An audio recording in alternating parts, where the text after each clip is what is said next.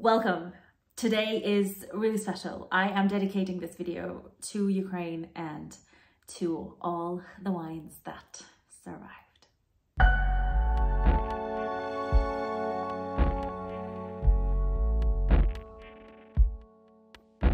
So just about a month ago, my brother called me and he's like, I've got a present for you.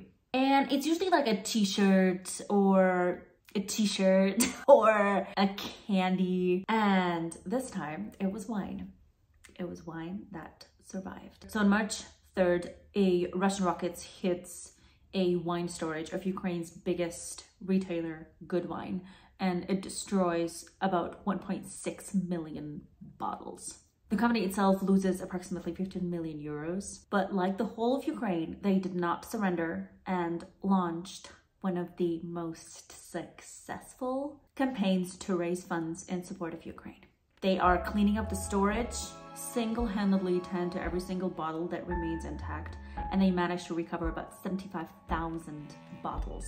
This is incredible. And a campaign, which is called Wines That Survived, is being launched, where you can get a bottle of wine from anywhere from 8 to 40 euros.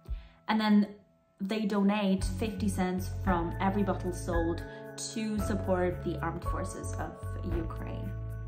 Okay, so 75 multiplied by, let's see here, this is going to be 0.5, 75,000 bashed. So it's like 35,000 euros. Yeah, wow.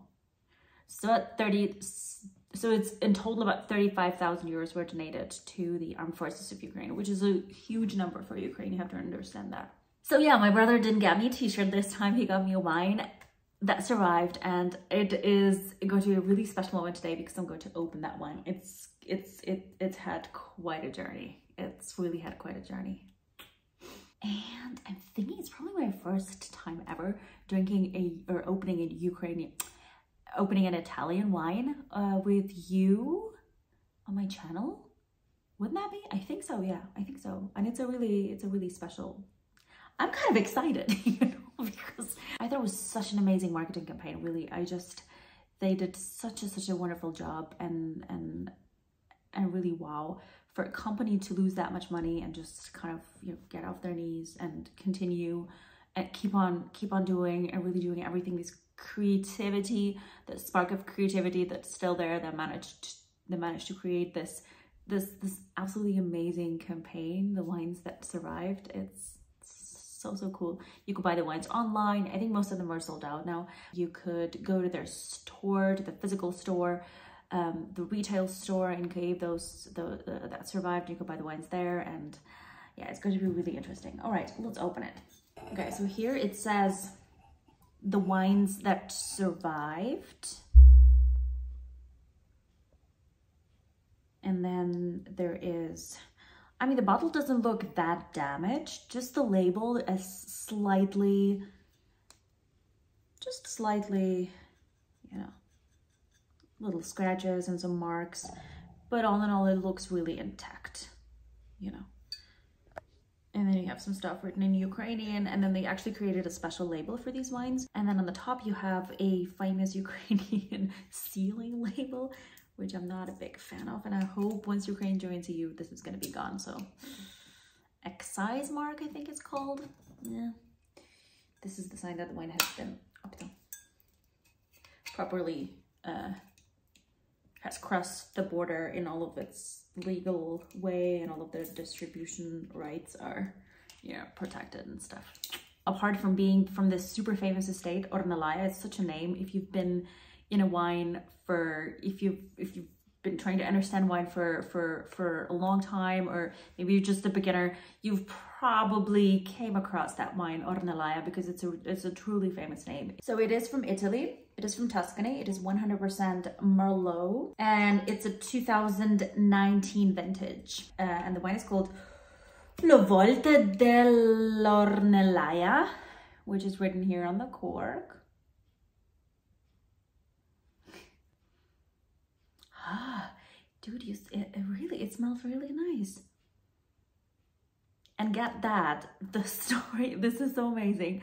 So I googled the name, I just started researching about the name, and VOLTE dell'Ornellaia means the times of Ornellaia. And then I thought, okay, what is Ornellaia? And I started googling the name, and apparently that means ash trees. So the name is basically the times of ash trees. There must be some kind of fortune tellers there in Tuscany. Although I really doubt that they ever thought that this wine would survive Russian bombs. And on the website, they actually mentioned that the wine is meant for this unceremonious, light, easygoing drinking pleasure. Well, to me, this is one of the most iconic wines now that I've ever held in my hand, just because of the journey it's been through.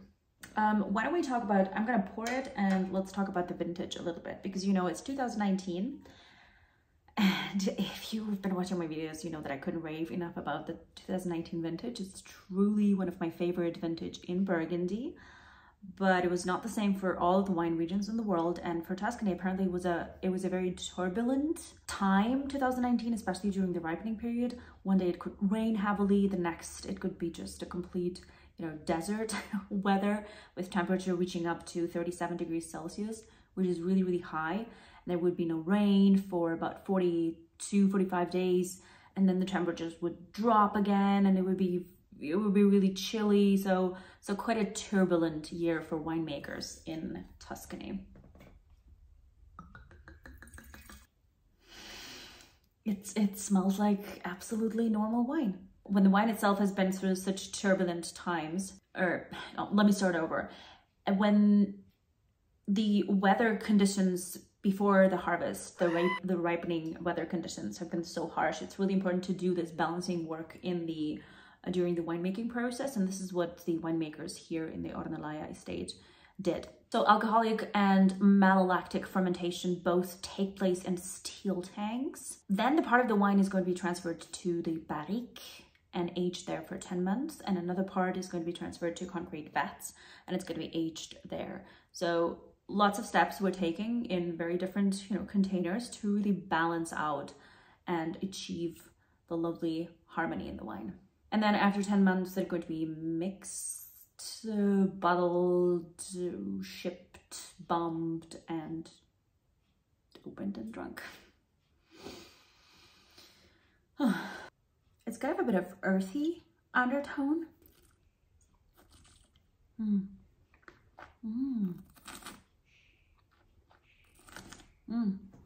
It's got a bit of spice, maybe a bit of vanilla, just a light sweet spice, very dark fruits, dark cherry, maybe a bit of cassis. But it's, you know, it's astonishingly in a really good shape. You know, the journey it's been through. Oof. It's a tough babe. So I like it very much. It has this very classical Merlot character. You know, very plummy, a very nice supple tannic structure, nice acidity too. Really nothing wrong with the wine, I would say. Absolutely nothing wrong. Still holding strong, just like Ukraine. All right, thank you so much for watching. I hope to see you very, very soon. Don't forget to like and leave me a nice comment what you thought about this lovely project, and don't forget to support Ukraine as well. I have all the secure links down below. Thanks again, and